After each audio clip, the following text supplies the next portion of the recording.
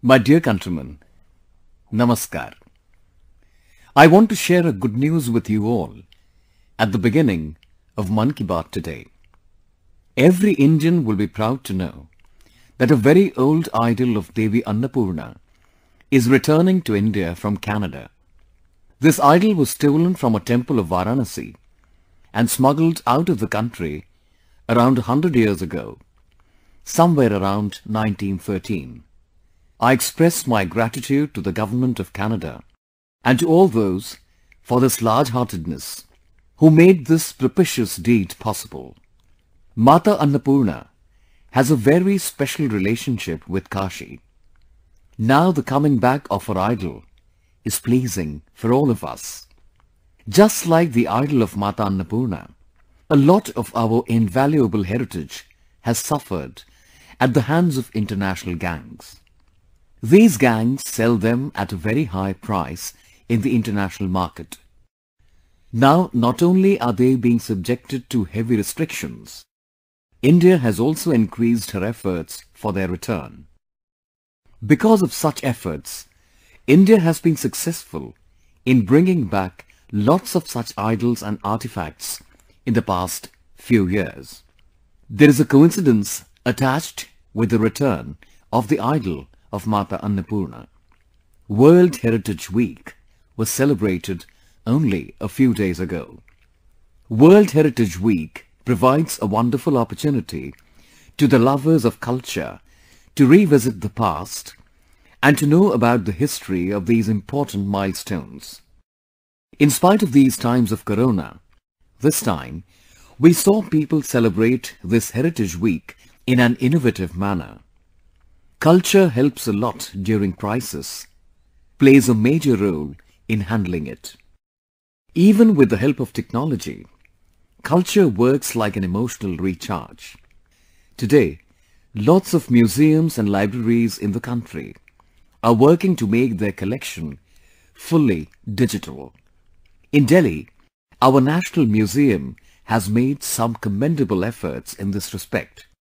National Museum is working on introducing around 10 virtual galleries.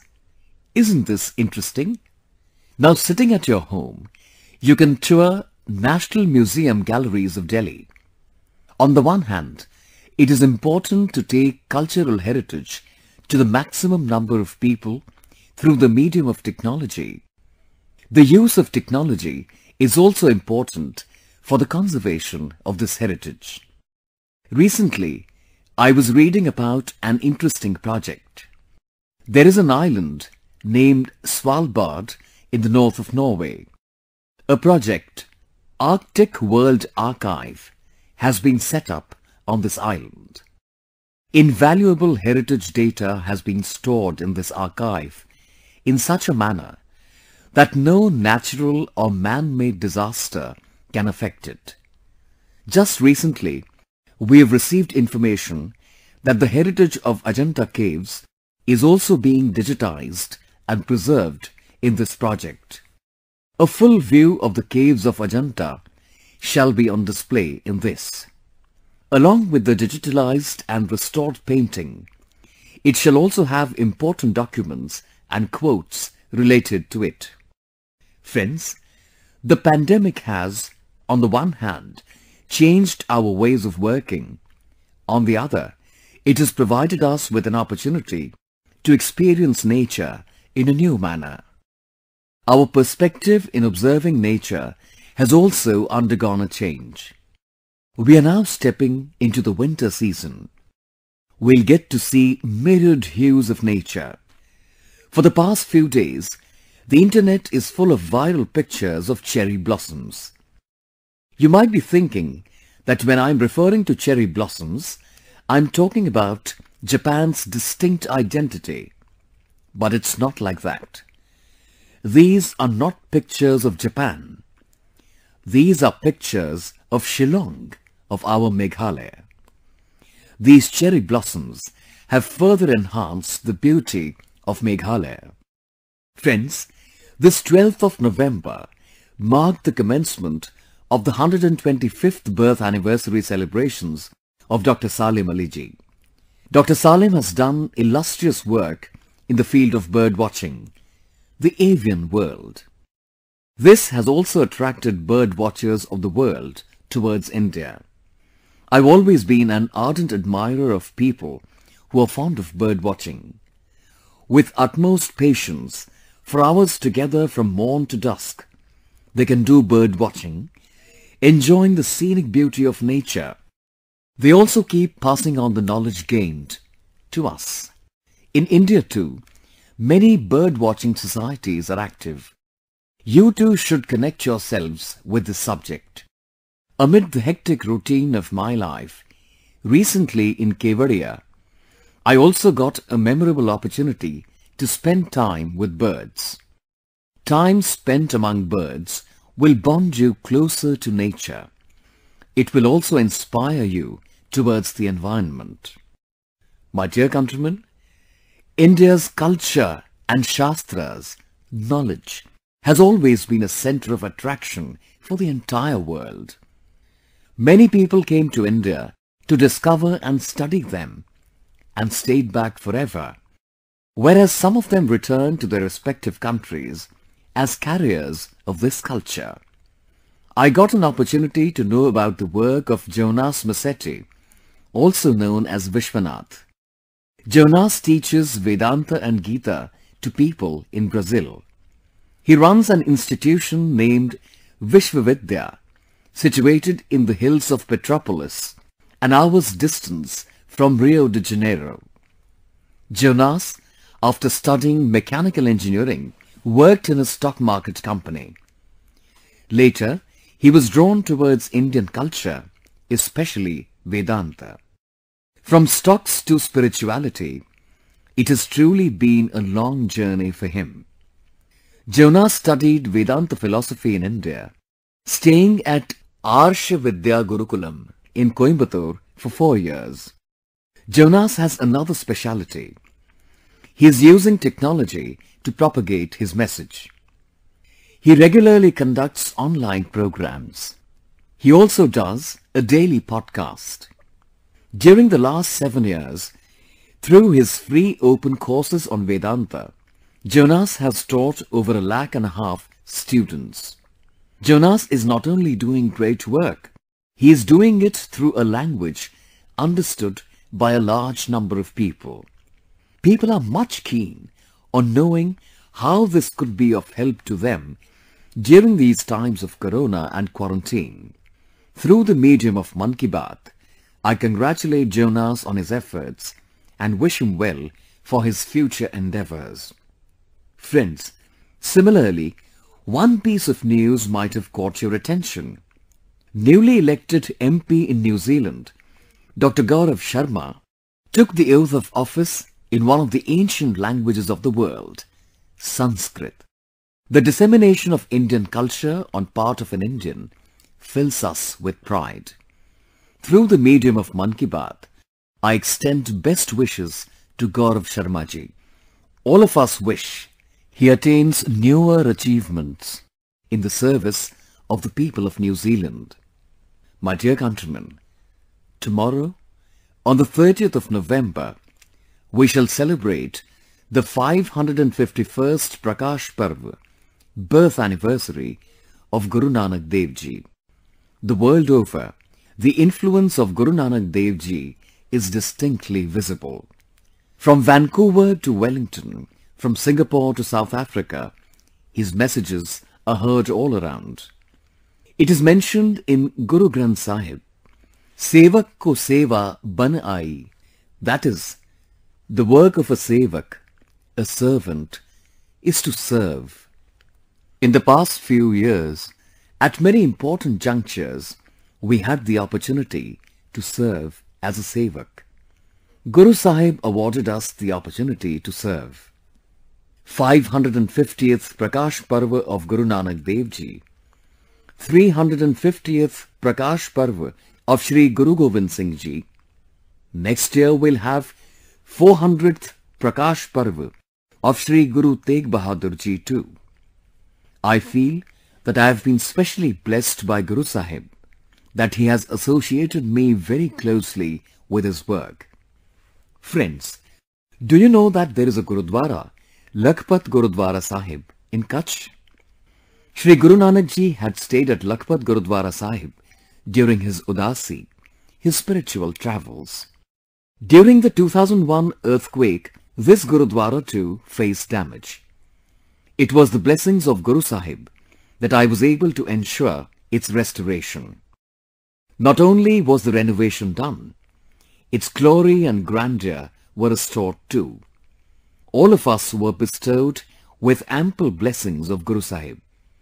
The restoration efforts of Lakhpat Gurudwara were honoured with the award of distinction by the UNESCO Asia Pacific Heritage Award in 2004. The jury that gave away the award found that during the restoration, the fine details of the art and architecture were given special care. The jury also noted that in the restoration of the Gurudwara, not only did the Sikh community participate actively, it was done under their guidance too. I had the good fortune of visiting Lakhpat Gurudwara when I was not even the Chief Minister. I used to feel immensely energized being there. Everyone feels blessed on visiting this Gurudwara. I feel very grateful that Guru Sahib has granted me the opportunity to serve regularly. Opening of the Kartarpur Sahib corridor in November last year was historic. I will cherish this lifelong in my heart. It is the good fortune of all of us that we got the opportunity to serve Shri Darbar Sahib once more. It has now become easier for our Sikh brothers and sisters abroad to send contributions in the service of Darbar Sahib. With this step, the Sangat, the followers all over the world have come closer to Darbar Sahib. Friends, it was Guru Nanak Dev Ji who started the tradition of Langar, and we saw how the Sikh community all over the world continued the tradition of feeding people during this period of Corona, served humanity. This tradition always keeps inspiring us. I wish we all keep working as a Sevak. May Guru Sahib keep taking services from me and countrymen in the same manner. Once again, many best wishes on Guru Nanak Jayanti. My dear countrymen, in the past few days, I had the opportunity to interact with students of several universities across the country and be a part of important events in their journey of education. Through technology, I was able to connect with students of IIT Guwahati, IIT Delhi, Deen Dayal Petroleum University of Gandhinagar, JNU of Delhi, Mysore University and Lucknow University. To be amongst the youth of the country is extremely refreshing and energizing. In a way, university campuses are like mini India. In these campuses, on the one hand, we see the diversity of India. On the other, we also find great passion for changes for a new India. Before Corona, when I used to go for a face-to-face event at any institution, I would urge that poor students from nearby schools be invited to the function. Those children have been attending the functions as my special guests. When a small child in the grand function watches a young person becoming a doctor, engineer, scientist, sees someone receiving a medal, new dreams awaken in the child. I too can do it. This self-confidence arises. There is inspiration for resolve. Friends, besides this, I am always interested in knowing who the alumni of the institution are, what the arrangements by the institution for regular engagement with its alumni are, how vibrant their alumni network is. My young friends, you are a student of an institution only till you study there, but you remain an alumni of that institution lifelong. After leaving school or college, two things never end. One, the influence of your education, and second, your bonding with your school or college. Whenever alumni interact with each other, in their memories of school or college, greater time is given to reminiscing about time on campus and moments spent with friends than about books and studies. And from these memories, a feeling is born to do something for the institution. What can bring greater happiness than to lend a hand in the development of the place where your personality was molded? I've read certain such efforts where the former students have given back to their old institutions in great measure. Nowadays, alumni are very active in this. IITians have provided their institutions many facilities like conference centers, management centers, and incubation centers set up by their efforts. All of these endeavors improve the learning experience of the current students. IIT Delhi has initiated an endowment fund, which is a brilliant idea. There is a culture of such endowments in renowned universities across the world, which helps the students. I think that universities of India are also capable to institutionalize this culture. When it comes to returning something, nothing can be deemed big or small. Even the smallest help matters. Every effort is important. Often, alumni play a very important role in technology upgradation of their institutions, in construction of buildings, in initiating awards and scholarships, and in starting programs for skill development. The old student associations of certain schools have started mentorship programs. In these programs, they guide the students of different batches and also discuss educational prospects. Alumni associations are robust in many schools, especially in boarding schools, where they organize activities like sports tournaments and community service. I would like to urge former students to keep consolidating their bonding with the institution in which they have studied, whether it is at the level of school, college or university. I also urge the institutions to work on new and innovative ways of alumni engagement and develop creative platforms so that alumni can be actively involved. A strong, vibrant and active alumni network is needed not only in big colleges and universities, but also in schools of our villages. My dear countrymen, the 5th of December is the death anniversary of Sri Aurobindo. The more we read Sri Aurobindo, greater is the insight that we get. The more my young friends learn about Sri Aurobindo, greater will they learn about themselves, enriching themselves. The state of inner consciousness in which you are, where you are engaged in trying to achieve the many resolves, amid all this, you will always find a new inspiration in Sri Aurobindo. You will find him showing you a new path. Just as at present, when we are moving forward with the campaign Vocal for Local, Sri Aurobindo's philosophy of Swadeshi shows us the path. And there is a very profound poem in Bangla. Shui shuto pae manto ashe tungo hote, diyo shalai kathi, tau ashe pote, prodipti jolite khete, shute jete, kichute log nae shadhin. That is, here, even the sewing needle and matchstick come on a foreign ship.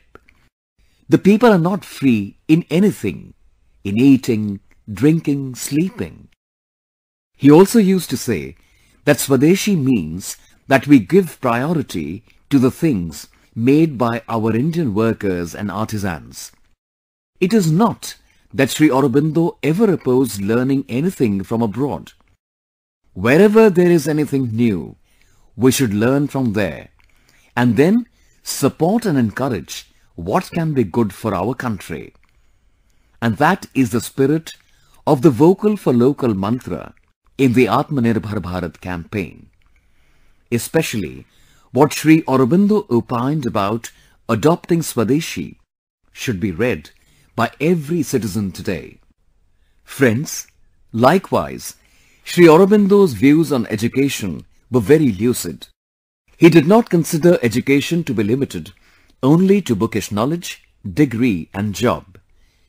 Sri Aurobindo used to say that our national education should focus on training of the hearts and minds of our younger generation, that is, scientific development of the mind, and the Indian ethos in the heart should also be there. Then only a young person can become a better citizen of the country. Whatever Sri Aurobindo said about national education and expected then, the country is now achieving it through the new national education policy. My dear countrymen, new dimensions are being added to agriculture and its related activities in India. The agricultural reforms in the past few days have also now opened new doors of possibilities for our farmers. The demands that have been made by farmers for years, that every political party, at some point or the other, made the promise to fulfill, those demands have been met. After a lot of deliberation, the Parliament of India gave a legal form to the agricultural reforms. These reforms have not only served to unshackle our farmers, but also given them new rights and opportunities. In just a short span of time, these new rights have begun to ameliorate the woes of our farmers. You too should know how Jitendra Bhoiji, a farmer from Dhule district in Maharashtra, made use of the recently promulgated farm laws. Jitendra Bhoiji had sown corn and decided to sell his produce to traders for a right price. The total cost of the produce was fixed at approximately Rs 3,32,000. Jitendra Bhoi even received an advance of Rs 25,000. It had been decided that the outstanding amount would be cleared in 15 days. However, later, such circumstances developed that he did not receive the remainder of his payment. Buy the crop from the farmer, keep the payment pending for months on end. Probably, this was the long-standing tradition that the buyers of corn were following. This continued for 4 months, wherein Jitendra ji was not paid his dues. In this situation, the new farm laws that were passed in September came to his aid. Under this law, it was decided that all dues of the farmers should be cleared within 3 days of procurement, failing which, the farmer can lodge a complaint. Another notable aspect of this law is that the area subdivisional magistrate, SDM, has to ensure grievance redressal of the farmer within 1 month. Now, with our farmer brother empowered with this law, his grievance had to be redressed. Consequently, he lodged a complaint, and within days his outstanding payments were cleared. This correct and complete knowledge of the law became the strength of Jitendra ji. Whichever the field, correct knowledge, free from misconceptions and rumors, can act as a force multiplier for every individual. Mohammad Aslam ji from Bara district in Rajasthan is working in a similar fashion to increase awareness among farmers. He is also the CEO of a farmer-producer organization. Yes, you heard it right. The CEO of a farmer-producer organization. I hope this is heartwarming news for the CEOs of major companies, that farmers from far-flung areas of the country are now also becoming CEOs of farmer organizations. Friends, Mohammad Aslam ji has made a WhatsApp group comprising several farmers from his area. On this group every day, he shares updates with the farmers on prevalent prices at neighboring mandis in the area. His own FPO also buys produce from farmers. Hence, this effort of his also helps farmers in taking a decision. Friends, awareness begets spiritedness. Shri Virendra Yadav ji is one such farmer entrepreneur who has influenced the lives of thousands through his awareness. Some time ago, Virendra Yadav ji used to live in Australia. 2 years ago, he came to India and now lives in Kaithal, Haryana. Just like others, the stubble in the fields was a big concern for him too. Work is being done on a massive scale to find the solution to this issue. However, today in Mann Ki Baat, I am especially mentioning Virendra ji because his efforts are different and show a new way forward. To find a solution to stubble, Virendra ji bought a straw baler machine to make bundles of straw. For this, he also received financial assistance from the Agricultural Department. With this machine, he began to make bundles of stubble. After having made the bundles, he sold the stubble to agro-energy plants and paper mills. You'll be amazed to know that in just 2 years, Virendra ji has traded in stubble in excess of rupees 2.5 crores and has earned a profit of approximately rupees 50 lakhs. The benefit of this also accrues to the farmers of those fields from where Virendra ji sources his stubble. We have often heard of waste to wealth. However, this initiative is a unique example of earning money and righteous goodwill while finding a solution to the problem of stubble. To the youth, especially the lakhs of students who are studying agriculture, it is my request that they visit villages in their vicinity and talk to the farmers and make them aware about innovations in farming and the recent agricultural reforms. This way, you will become stakeholders in major reforms underway in the country. My dear countrymen, in Mann Ki Baat, we refer to a wide range of issues and topics. However, it has been 1 year of one such incident we would never want to remember fondly. It has been roughly 1 year since the world came to know of the first case of Corona. Since then, the entire world has seen several ups and downs. Coming out of the lockdown now, the discussion on a vaccine has commenced. However, any sort of negligence regarding Corona can be deadly even now. We have to firmly keep fighting against Corona. Friends, Baba Saheb Ambedkar's Punyatithi, death anniversary, is in a few days from now, on the 6th of December.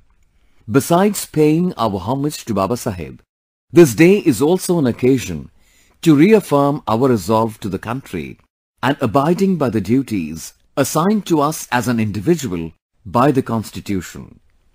A large part of the country is also witnessing the onset of winter. Many areas are experiencing snowfall.